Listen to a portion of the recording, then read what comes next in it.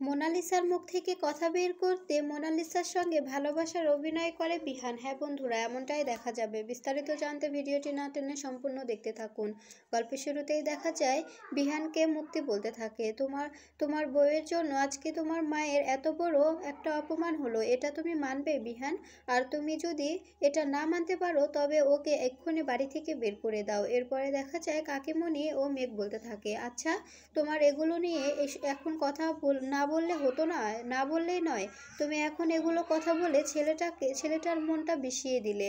ছেলেটা এখন মেয়েটাকে টানতে টানতে উপরে নিয়ে গেল, ওখানে নিয়ে গিয়ে কি না কি বলে। তুমি এসব না বললে তোমার কি ভালো লাগতো না? আর আমাদের সংসারে তুমি এভাবে আগুন লাগাচ্ছ কেন? এরপরে দেখা যায় মুক্তি মনে মনে বলতে থাকে, আমি ভেবেছিলাম বিহান ও কম্পাসকে বিয়ে দিয়ে আমি ভুল করেছি, কিন্তু এখন দেখছি বিহান ও কম্পাসকে বিয়ে দিয়েই আমি সঠিক কাজ করেছি। ওদের জন্য আমার উদ্দেশ্য আজকে সফল হলো। একটু একটু করে এখন আমি ঋতুজার সংসারে ভাঙন ধরাবো, আর ঋতুজার জায়গা আমি নেব। কলেজে তো ঋতুজার জায়গাটা আমি আজকে নিয়ে নিলাম, এখন শুধু ঋতুজার সংসারের দায়িত্বটাও আমি নিয়ে নিব। অখিলেশের সঙ্গে নতুন করে আমি আমি সম্পর্ক করব, আমি বিয়ে করব, আমি এই সংসারটা আমার হাতে করে নেব। ঋতুজাকে, কম্পাসকে, বিহানকে সবাইকে এ বাড়ি থেকে দূর দূর করে তাড়িয়ে দেব। এদিকে দেখা যায় বিহান কম্পাসকে ঘরে নিয়ে এসে বলতে থাকে, তুমি যে এভাবে পাল্টে নেবে আমি কখনোই বুঝতে পারিনি। কম্পাস, তুমি এটা কিভাবে করলে? তুমি এটা করতে পারলে? তোমাকে মা এতটা ভালোবাসতো, তোমাকে এতটা কেয়ার করতো, তোমার উপর এতটা বিশ্বাস করে মা বোর্ড মিটিং ডেকেছিল, আর তুমি সেখানে মাকে এভাবে অপমান করতে পারলে? তোমার জন্য মা কতটা কতটা অপদস্থ হয়েছে তুমি বুঝতে পেরেছো? এবার তো ভাবছি যে আমি মোনালিসাকেই প্রায়োরিটি দেব। তুমি যে বললে, তোমার কথা মতো তো বোঝা যাচ্ছে যে তুমি ভুল আর মোনালিসাই সঠিক। মোনালিসা তো তবে কোনো দোষ নেই, আর মোনালিসার সঙ্গে আমার যেরকম সম্পর্ক ছিল এখনও সেরকম সম্পর্কই থাকবে। তুমি কখনো আমার থেকে স্বামী স্ত্রীর সম্পর্কের আশা কখনোই করবে না, তুমি আমাকে হাজব্যান্ড হিসাবে কখনোই চাইবে না, আমি তোমাকে বলে দিলাম। এ আশা তুমি কখনোই নিও না। এরপরে দেখা যায় আড়াল থেকে সবটা শুনছিল মোনালিসা। ঠিক তখনই মোনালিসা বলে ওঠে, thank you Bihan, thank you. আমি আমি এটাই চেয়েছিলাম, আমি চেয়েছিলাম যে তুমি শুধু আমার হয়ে থাকো। তুমি যদি আমার হয়ে থাকো, তুমি আমাকে যা বলবে আমি তাই করব, তোমার কথা মতো আমি চলবো।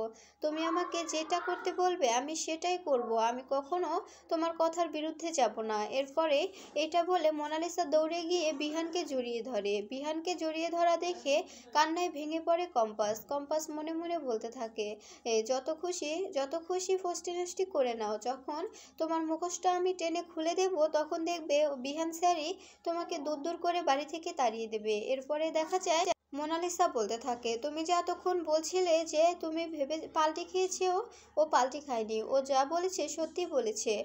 ও সত্যি বলেছে, আমি কিচ্ছু করিনি। ও প্রথমে মিথ্যে বলেছিল, পরে ও ভয় পেয়ে সব সত্য বলে দিয়েছে, যদি পরে পস্তাতে হয় এই জন্য। কিন্তু আমি, বিশ্বাস করো, এসব কিছু আমি জানতামই না, আমি নিজেই অ্যালার্মটা বানিয়েছিলাম। ও নিজের বলে চালিয়ে দেওয়ার জন্য এই মিথ্যেটা বলেছে, এখন ধরা খেয়ে যাবে এ ভয়ে ও আবার সবটা বলে দিয়েছে।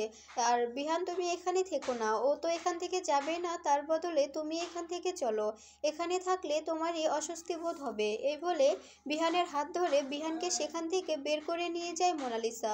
সবটা দেখতে থাকে কম্পাস। কম্পাস বিহানের দিকে অপলক দৃষ্টিতে তাকিয়ে থাকে, কিন্তু বিহান কিছু না বলে মোনালিসার সঙ্গে চলে যায়। এরপরে কম্পাস অখিলেশের কথা ভাবতে থাকে যে অখিলেশ কি বলেছিল।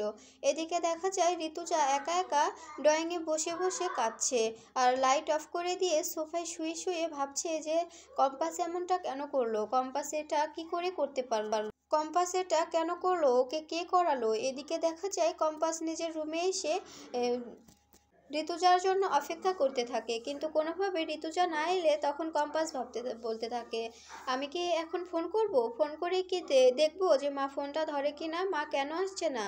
এরপরে দেখা যায় কম্পাস বারবার ফোন করতে থাকে, কিন্তু ঋতুজা কোনোভাবেই ফোনটা ধরে না, ফোন কেটে দেয়। এরপরে কম্পাস আবার ফোন করলে তখন ঋতুজা ফোনটা সাইলেন্ট করে রেখে দেয়। এরপরে দেখা যায় ঋতুজা মনে মনে বলতে থাকে, আমি কিছুতেই তোকে ক্ষমা করব না কম্পাস, তুই কেন এমনটা করলি, তুই আমাকে বলতি তোর কি সমস্যা, আমি দেখতাম যে তোর কি সমস্যা। ঠিক তখনই দেখা যায় অস্মিকা সেখানে ঢুকে, আর ঋতুজাকে বলতে থাকে যে মা তুমি এভাবে নিজেকে কষ্ট দিচ্ছ কেন, কি হয়েছে? তুমি প্লিজ এভাবে নিজেকে কষ্ট দিও না। এরপরে দেখা যায় কম্পাস ফোন দিলে তখন অস্মিকা বলতে থাকে যে মা ছোট বৌদি তোমাকে বারবার ফোন দিচ্ছে, তুমি ফোনটা রিসিভ করছো না কেন? কথা বলো প্লিজ, তুমি ছোট বৌদির সঙ্গে কথা বলবে না? তখন দেখা যায় ঋতুজা ফোনটা অস্মিকার হাত থেকে নিয়ে ফোনটা কেটে দিয়ে ফোন বন্ধ করে রেখে দেয়। এরপরে অস্মিকা ঋতুজাকে বলতে থাকে যে মা প্লিজ এমন করো না, ছোট বৌদি অনেক কষ্ট পাচ্ছে। আমি জানি যে কোনো কারণে ছোট বৌদি এমনটা বলেছে, কিন্তু ছোট বৌদি যে ইচ্ছে করে এমনটা করেনি এটা আমি বুঝতে পারছি। তখন ঋতুজা বলতে থাকে তুমি তুমি বুঝবে না মা, তুমি বুঝবে না এইসব ব্যাপারে, আমাকে প্লিজ একা থাকতে দাও, আমাকে বুঝতে দাও। এদিকে দেখা যায় কম্পাস একা একা বসে বসে ভাবছে তবে কি মা সত্যিই আর ঘরে আসবে না? মা কি সত্যি আমার সঙ্গে কথা বলবে না? যেভাবেই হোক মায়ের সঙ্গে আমার কথা বলতেই হবে। ঠিক তখনই দেখা যায় বাবুলাল খাবার নিয়ে এসে কম্পাসকে বলতে থাকে একটু কিছু খেয়ে নাও মা, তোমরা যদি সবাই এভাবে না খেয়ে থাকো তবে কিভাবে হবে? সবাই এভাবে না খেয়ে থাকলে বাড়ির সব খাবারগুলো কি ফেলে দিব নাকি? তুমিও খেলে না, বৌদিমণিও খেলো না, আবার সবাই একটু একটু করে খেয়ে উঠে গেল, আর খাবারগুলো কি করব বলো তো? তখন দেখা যায় কম্পাস বলতে থাকে আচ্ছা বাবুলাল কাকা, তুমি বুবলি তারপরে রিয়া তোমরা খেয়েছো তো? তখন দেখা যায় বাবুলাল বলতে থাকে কি বলছো এসব? তোমরা না খেলে আমরা কি খেতে পারি? সেই খাবার কি আমাদের গলা দিয়ে নামবে বলো? তোমরা যদি আমাদের জন্য এতটাই ভাবো তাহলে প্লিজ একটু খেয়ে নাও, তোমরা খেলে তবে আমরাও খেতে পারবো। আমাকে বৌদিমণি সবটা বলেছে যে তুমি না থাকলে আমাদের আর ওরা খুঁজেই পেতো না, বাঁচানো তো দূরের কথা, তোমার জন্যই আজকে আমরা বেঁচে আছি। আমি আর বুবলি তোমার কাছে সারা জীবন কৃতজ্ঞ থাকবো, তুমি না থাকলে আমরা কখনোই বাঁচতাম না। এরপরে দেখা যায় কম্পাস বলতে থাকে বাবুলাল কাকা, খাবারটা আমাকে দাও, আমি মায়ের জন্য খাবারগুলো নিয়ে যাচ্ছি। এরপরে কম্পাস খাবারগুলো নিয়ে ঋতুজার কাছে চলে যায়। এদিকে দেখা যায় কাকিমণি, মেঘ ও রুদ্র সবাই মিলে কম্পাসের জন্য কেক বানাতে থাকে। তখন রুদ্র বলতে থাকে আমার খুব ভয় হচ্ছে, কেক তো আমরা বানাচ্ছি কিন্তু কম্পাস কি এই সারপ্রাইজ হবে? আর বিহানটাও কেমন দেখেছো কিভাবে বাড়ি থেকে বেরিয়ে গেল, ও জানে তো যে আজকে কম্পাসের বার্থডে। এরপরে মাহি এসে বলতে থাকে ছোটদা ভাই তো ঠিকই করেছে, ছোটদা ভাই আসল মানুষকে বেছে নিয়েছে, মোনাদি ওকে ভালোবাসে, এই জন্যই মোনাদিকে ও বেছে নিয়েছে, মোনাদির কাছে চলে গেছে। আর কম্পাসকে তো ছোটদা ভাই চিনে নিয়েছে, এতদিনে কম্পাসের আসল পরিচয় ছোটদা ভাই চিনে গেছে, এই জন্য কম্পাসকে ছোটদা ভাই ফেলে মোনাদির কাছেই চলে গেছে। এরপরে দেখা যায় মেঘ বলতে থাকে হ্যাঁ আমরা সবটাই বুঝি, মোনা যে এত ভুল করে তারপরেও মোনাকে বিহান ক্ষমা করে দেয়, কিন্তু কম্পাস এইটুকু ভুল করেছে কম্পাসকে ক্ষমা করতে পারলো না, এটার মানে কি আমরা বুঝি না?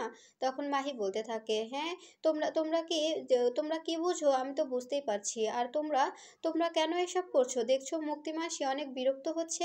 তখন দেখা যায় মাহির মা বলতে থাকে শোন, তুই তোর জেম্মার কথা শুনিস এটা আমি মানবো, কিন্তু মুক্তি মাসির কথা কখনোই এখানে বলবি না। এদিকে দেখা যায় ঋতুজা একা একা বসে কাঁদছে। ঠিক তখনই কম্পাস এসে দরজায় নক করে আর আলো জ্বালিয়ে দেয়। এরপরে দেখা যায় ঋতুজা অবাক হয়ে কম্পাসের দিকে তাকিয়ে থাকে, কম্পাসকে দেখে অন্যদিকে তাকিয়ে থাকে ঋতুজা। এরপরে দেখা যায় ঋতুজা বসে থাকলে কম্পাস দিয়ে ঋতুজার মুখের সামনে খাবার দিলে তখন ঋতুজা বারবার কম্পাসের হাত থেকে খাবারগুলো নিয়ে ফেলে দিতে থাকে। এরপরে দেখা যায় কম্পাস আবার খাবার দিলে তখন ঋতুজা কম্পাসের হাতটা ধরে ফেলে আর বলতে থাকে শোনো কম্পাস, এরকম ন্যাকামো আমার কিন্তু একটুও ভালো লাগছে না, এখন কিন্তু আমার ন্যাকামো একদম পছন্দ হচ্ছে না, তুমি প্লিজ এখান থেকে চলে যাও। তখন দেখা যায় কম্পাস বলতে থাকে মা এরকম করলে কি হবে বলো?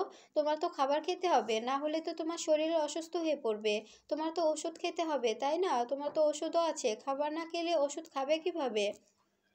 তখন ঋতুজা বলতে থাকে তুমি কি আমার কথা এতটাই ভাবো? তোমাকে দেখে আমার শরীরটা ভীষণ খারাপ করছে, এতক্ষণ আমার শরীরটা একটুও খারাপ করছিল না, বুঝতে পেরেছো? এই কথাটা শুনে কম্পাস অনেক কষ্ট পায়। এরপরে ঋতুজা বলতে থাকে তুমি যদি চাও যে মা সুস্থ থাকুক, মা ভালো থাকুক, তুমি যদি আমাকে মা মনে করো, তবে তুমি কেন এমনটা করলে, কেন এই মিথ্যাটা বললে আমাকে খুলে বলো, আর যদি না বলতে পারো তবে তবে এখান থেকে চলে যাও, আমার মুখের সামনে কখনোই এসো না, আমার সামনে সামনে আসলে আমি আরও অসুস্থ বোধ করব। তোমাকে দেখে আমার অনেক ইরিটেট হচ্ছে।